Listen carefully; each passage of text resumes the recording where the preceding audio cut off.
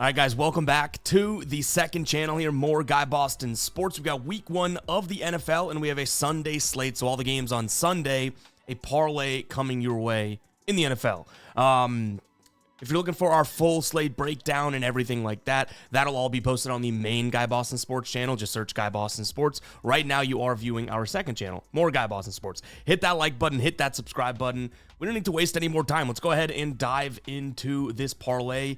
As of right now, we got a few legs that we like, but you know what? We might switch things up as we go through the video, so let's go ahead and dive in. The first spot that we're looking at here is going to be Cincinnati on the money line. So what I like about the Bengals here is that there's already been an emphasis on them acknowledging and recognizing that they're slow starters usually.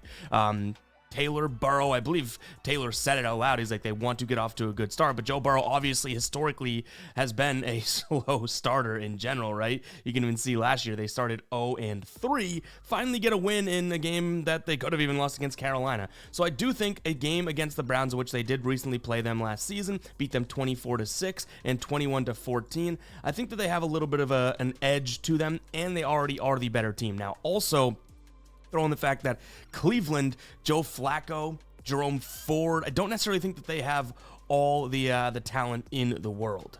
And over on our NFL dashboard, you can see here one of the biggest things that I'm looking at, Joe Burrow, a fairly easy matchup with Jamar Chase also in a fairly easy matchup.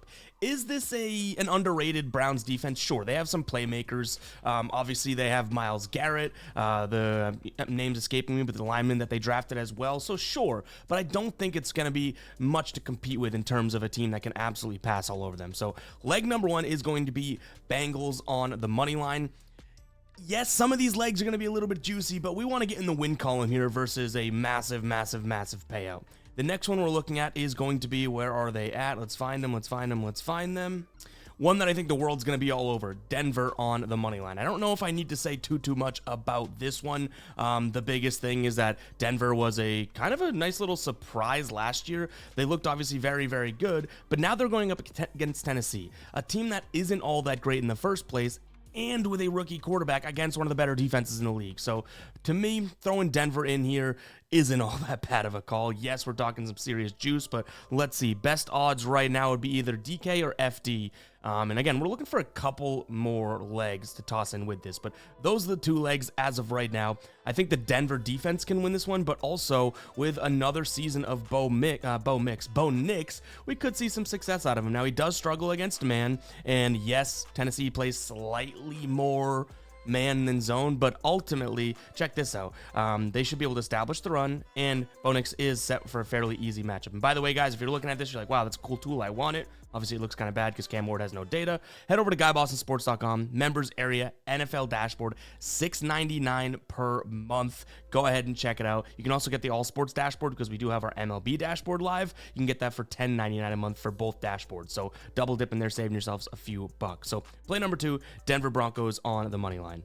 The third spot we're going to look at is going to be this Bucs team. Now, I was considering taking them on the money line, but I think this Falcons team is going to be a little bit better than people think. I've said that all along, whether it's on my pick shows or when we do the H2H show or my futures episode, right? So where I'm going to pivot here instead is actually target the Atlanta weak spot and focus on the good things that this Bucs team has to offer. So I'm going to look at their over 19.5 in terms of their team total. We've now crossed into the plus money range on DK right now. This is plus 140. Obviously, if you don't have DK and you have some other books, then yeah, you're going to be getting some, less than odds, but I want to show you guys the best price available, right? But this is still available on FD and MGM. You can tinker with the lines and the numbers if you don't have those books either. But so far, these 3 I feel pretty good about. You can see the Bucs. I mean, they absolutely torched this line last year. Only one game they did not score 20 points. Now, is there going to be a little regression? Let's hope not, but this Atlanta defense is not where they've shown much improvement. The offense is where I expect that Atlanta offense to go. So I also almost considered taking a peek at the total in this one. And again, right now we just have, minus 270, right? Where I was looking at this one to kind of get similar odds would be minus, where is it at? Minus 285 of the total of 40. You could do that, but what if Penix Jr. doesn't come out and look all that great and blah, blah, blah? Figured we could trim the fat and just focus on Baker and his offense. Mike Evans, obviously you have Bucky Irving now. Emeka Egbuka, I think that he could be good too. No Godwin will hurt, but I still think I'm putting the trust in Baker against a lackluster Falcons defense. We're sticking in the team total category here. So one spot that I think this Patriots team will be vastly improved is in their defensive game. Now, I think the Patriots, I am a Patriots fan, so FYI, a little bias here, but I do think that their offense will be better. But I don't think this Raiders offense, I mean, Genty's going to get all the praise and whatnot, but I mean, you just had Amari Cooper retire. You have Geno Smith at the helm. I don't think this offense is going to be all that tremendous. So what I'm looking at here is going to be the under 27.5 for their team total. It is a big number. It does broach the 200 mark, which is kind of what we're looking for here. So yes, we have 4 really, really juiced plays. If you guys think this is too juiced, fine. We're just looking for a little fun and a little extra sweat for our Sunday action here, right? So if you think that this is not valuable or these are all minus EV, I'm really not going to argue you when I'm telling you straight up we're putting these together because we just want some extra action, right? So that's going to do it for this parlay. Again, plus 201 over on DK. We have Cincinnati money line and Denver money line. Then we move into 2 team totals. Bucks over 19.5 and the Patriots and Raiders. We have that Raiders team under 27.5 as a team total. If the Raiders go out there and score 28 points, then I don't even know. We might just have to...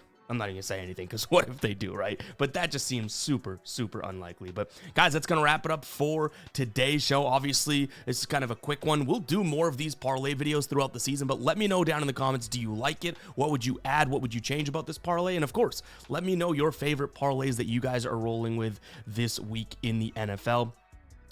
Hopefully we hit this one, but I do want to emphasize that parlays are not always the way to go about making profit. Yes, they're the fun, they're the entertaining, they get the juices flowing, but it's not best practice, okay? So as we put these together, I do want to be fully transparent that, like I've already said, we're doing these for a little bit more fun, to have more of a sweat. I don't think that putting a bunch of like minus 300s together is true value long-term and whatnot, because obviously one of those comes down and doesn't cash, and it's like, why do we even do it? But anyways, should be fun. We all love parlays. Catch you guys in the next one, all right? Peace out.